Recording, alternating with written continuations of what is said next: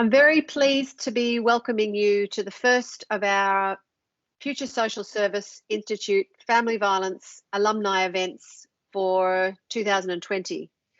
It's been a really rocky start to the year, and many of you will be working endless hours in responding to the virus. The frontline services are experiencing incredible challenges at the moment. So we've gone online to do this series to bring you some conversations and insights about leadership. I'm really pleased to introduce Jed Carney.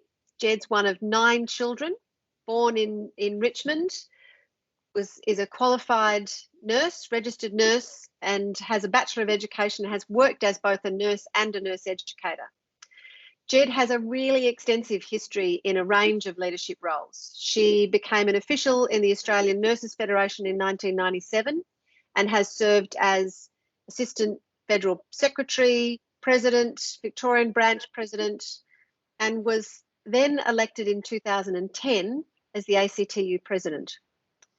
Since 2018, Jed has been the elected representative for Batman, now Cooper, and is the Shadow Assistant Minister for Skills and the Shadow Assistant Minister for Aged Care. Thanks for joining us today, Jed. Really pleased to be able to have this conversation with you. Great pleasure and honour. So, Jed, out of all of that experience, can you talk to us about what feminist leadership means to you, and a bit of your thoughts and experience, and an example from your experience? Well, it's interesting because all my life I have really spent a great deal of time with women. I am one of 6 girls. I have 3 brothers, but I went to an all-girls school, Irish Catholic family. I went nursing, as we say, so I worked in a very feminised workforce with a lot of women and great women leaders, I can say. So when I stepped into the male-dominated world of the ACTU and then into politics, it was quite a shock in many ways. But I think it's given me a really good insight into feminist leadership and the difference it can make. And one thing I will say is that you do definitely need women in positions of leadership. There's no doubt about that. If we don't have women in those positions, I firmly believe that issues that are important to women do not rise to the top and are not given the priority that they deserve.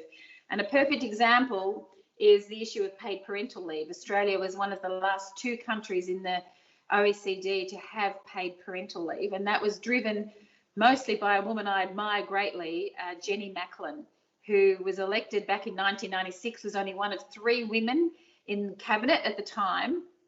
And if it weren't for Jenny just pushing and pushing and pushing, the issue of paid parental leave would never have come to the fore. And she tells wonderful stories about the different tactics she used to have to get the men on the cabinet over the line in the party. And so really you do need women in positions of leadership to make those really important things a priority.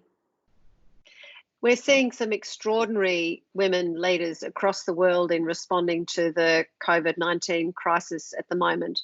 What do you think we are learning from this crisis? And as a parliamentarian, what do you think are the things that our leaders really need to be considering in designing the recovery from this time? I think what we're learning is that there is such a thing as society, that in times of crisis, you really need to come together as community and help each other. And this whole theory that we are only individuals and that we exist alone is just really being pushed to the side.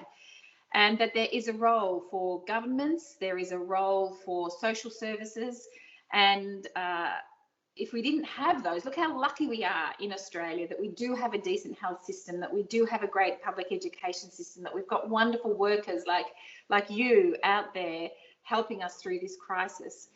So I hope that we really get an understanding of the need of community and society, and that post-crisis, I think there's a real danger, Michaela, that we are going to see this government respond to the massive debt, I guess, we are seeing accrue now with an austerity agenda, which would be a disaster, because as we know in austerity agendas, basically what they do is they cut services, community services that are predominantly feminised, as we know, like the one that I worked in, like the one that you work in, public services, are certainly where we see the axe come down and the so-called fat trimmed.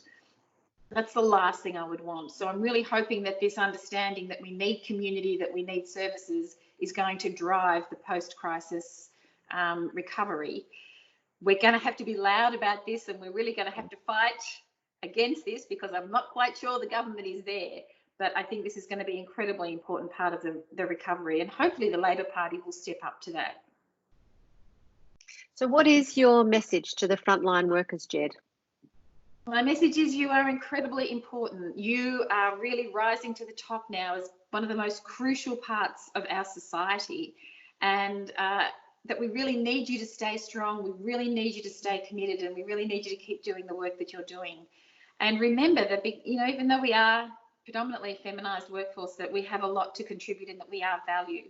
I remember I was asked to remember a story when a leadership in a crisis story. I couldn't really find one, but I do remember that when I was a young nurse and I was a union delegate, I was working at the Austin Hospital actually at the time, and we were taking industrial action. It was way back in 1996, and it was kind of a new thing. We closed beds and we weren't letting any fee-paying patients come in. We were only admitting our public patients, and one of the surgeons got a bit upset about this, and I got called up to a ward. I remember getting out of the lift and I could hear him shouting at the nurses at the top of his voice, and I thought, oh, crikey, this is awful. I got down to the ward and they pushed me forward to talk to him, and he's looked at me and he said, you're the one causing all this trouble. I'm going to have you sacked. You'll never nurse in this country again. I looked at him and all these things were going around in the back of my head, like protected industrial action, like, he couldn't sack me, that this was all legal. But all I could squeak out, I was so terrified, was, I don't think so. And he's like, what? Of course I can have you sacked, and I'll have all those nurses behind you sacked. And I'm like, I don't think so. I just was too nervous. For some reason, I couldn't get anything else out. And in frustration, he walked away. And I remembered when he'd gone, I was so relieved, and my shoulders dropped. And then I remembered all the nurses were behind me. And when I turned around and looked at them, they all went, I don't think so. And I never lived it down, but it reminded me two things. And this is really what I want you to know from this story, is that number one, I realized I didn't have to be a great speech giver. I didn't have to be brilliant. I didn't have to be a bloke, big, burly or loud. I just had to know I was right, and I had to stand my ground. And those two things have stood me in really good stead forever. And so know you are right. You are doing good work. And we will stand our ground, and we will make sure we come out of this stronger. And boy, you were right, and boy, was he wrong. He was wrong. Thanks so much, Jed. Thank you for your time. My pleasure. Thanks, Michaela. Thanks, everybody.